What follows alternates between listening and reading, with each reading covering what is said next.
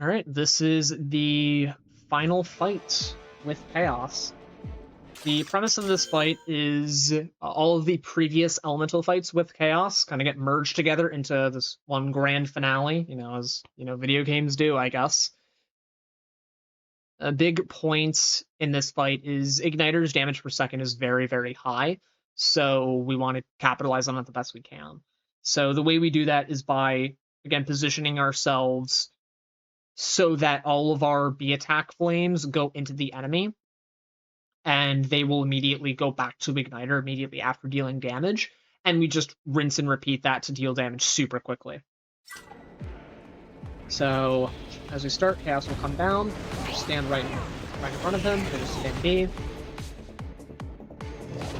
And you want to stand still here, just to make sure nothing weird happens. Igniter, B attack.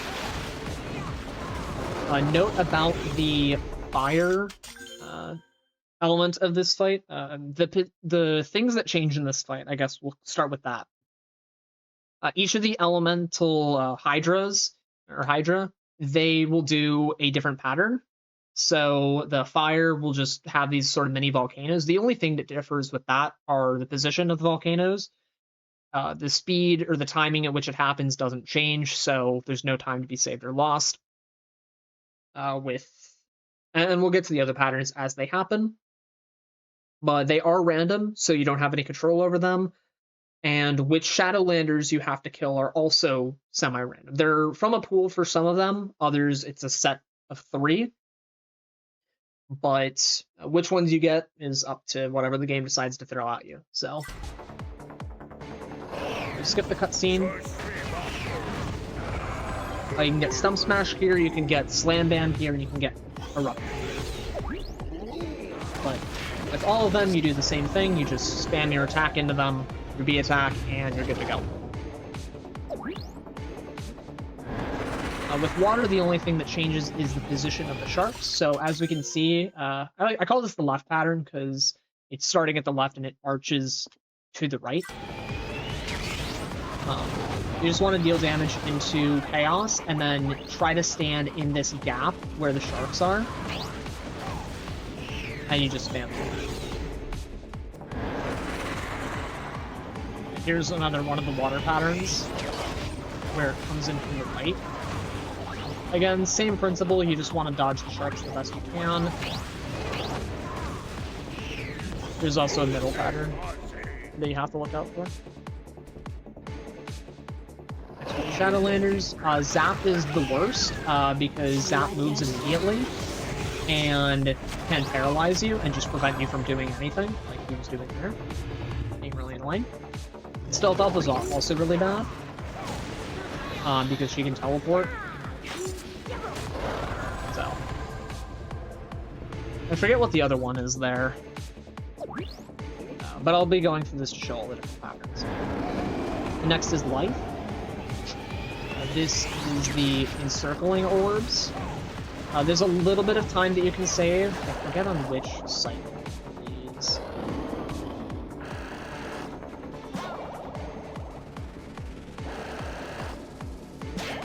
So if you tank damage on them, like you do in the life fight, you can save a bit of time. It is the slowest, but you still can save a bit of time if you take damage on the last 2 of the 4 that circle in.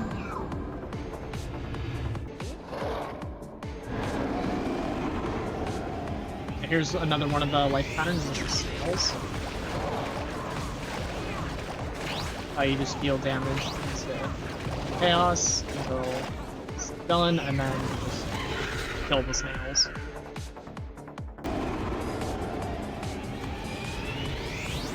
This is the other life pattern that you can get, where it's these orbs that spawn in from the top.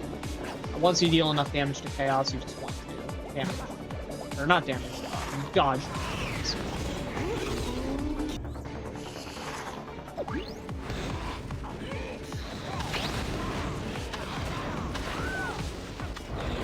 A Sunburn can just teleport randomly, and then we'll also choose to hit you with fire. Again, you want to spam your attacks into him the best you can. Then is Undead. Of the two patterns that Undead can give, there's this Grid, which is the favorable pattern. You want to try to not get hit, I say, as I just take a bunch of damage. But you just hit Chaos the best you can and move on.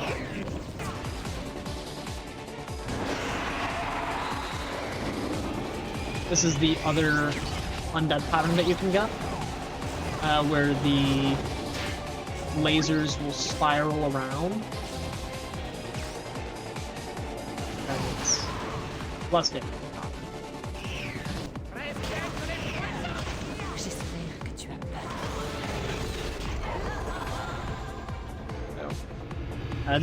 The set here is always Hex, Speedrun, and Flameslinger.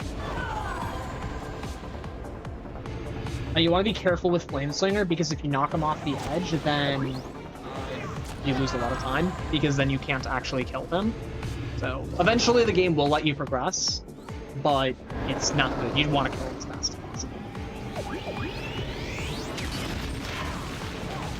And then you'll spam hacks, that. And here is where you would add a second player. So let's see, do my batteries have enough life in them? Let's find out. What we're ideally doing here is getting 2 controllers, and we'll be piloting 2 igniters at the same time. This will allow us to, this will allow us to deal even more damage for the final section.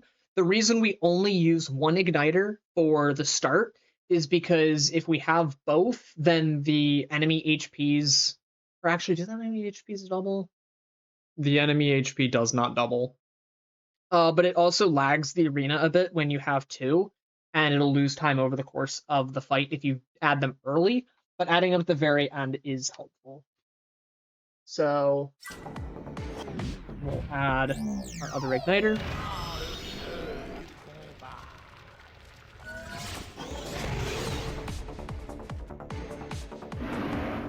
So you just want to get your igniters together.